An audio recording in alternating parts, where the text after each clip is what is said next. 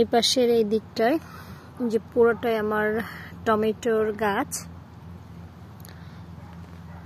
এই যে দেখুন, সব আমার 4 লিটারের দুধের পট। আমি অর্ধেকটা সবজির খোসা দিয়ে তার উপর হালকা মাটি দিয়ে বসেছিলাম, 2টা করে টমেটো গাছ। তো আমার প্রতিটা টমেটো গাছে যে কি পরিমাণ টমেটো এসছে একদম। আর 2 লিটারের দুধের পটেও দিয়েছি, সেটার মধ্যেও এই যে সুন্দর টমেটো চলে আসছে। তার পাশেরটা দেখাই, এই যে কত বড় বড় টমেটো হয়ে গেছে। প্রতিটা টমেটো গাছে আমি 2টা করে বসিয়েছি একটা দুধের পটের মধ্যে। তারপরে যে পাশে সবগুলো গাছে আজকে আমি পাতাগুলো কেটে নিব, কারণ টমেটোগুলো এখন বড় হতে গেলে অতিরিক্ত পাতা আমাকে কেটে ফেলতে হবে। আর এই পাতাগুলো আমি ফেলে দিব না, এই পাতাগুলো সবই আবার একটা বালতির মধ্যে রেখে দিব, সেগুলো পচে পচে সার হয়ে যাবে। আগামী বছর আবার ওই বালতির মধ্যে, কয়েকটা বালতির মধ্যে রাখবো। তারপর আগামী বছর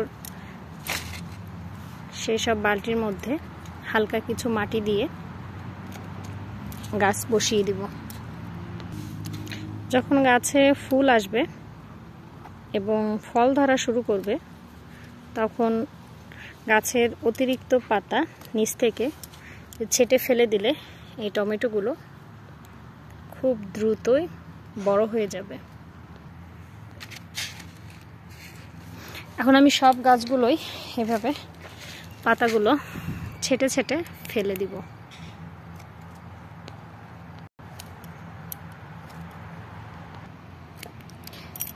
এই টমেটোর গাছটা চেরি টমেটো, এই যে দেখুন ছোট ছোট, এটা প্রায় পাকার মতো হয়ে গেছে। এখানে আমার মোট 4টা চেরি টমেটোর গাছ আছে, আর এগুলো বেশি বড় হয় না, আর অন্যগুলো তো বেশ বড় বড় হয়ে গেছে। গাছ লাগানোর জন্য একদম বড় পটের প্রয়োজন তা কিন্তু না, এরকম ছোট ছোট পটের মধ্যেও সুন্দর টমেটো গাছ করতে পারবেন।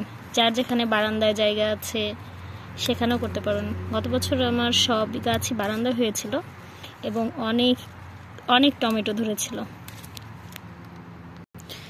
যে আমার টমেটো গাছের পাতা কাটাকাটি করা শেষ হয়ে গেছে, আমি এখন বালতির মধ্যে দিয়ে রাখছি। এর উপর আবার সবজির খোসা যেগুলো থাকবে সবই দিয়ে রাখবো, তারপর পচে সার হয়ে যাবে। এই যে আমার নিচ থেকে আমি কোনোই পাতা রাখি নাই, একদম কেটে দিয়েছি।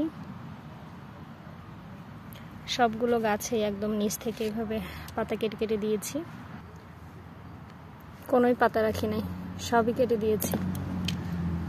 তো এইভাবে আপনারা টমেটো ধরলে পাতাগুলো কেটে ছেটে পরিষ্কার করে দিবেন, দেখবেন যে আপনার টমেটোগুলো খুব তাড়াতাড়ি বড় হয়ে যাবে। তো ভালো থাকবেন সবাই, ধন্যবাদ সবাইকে।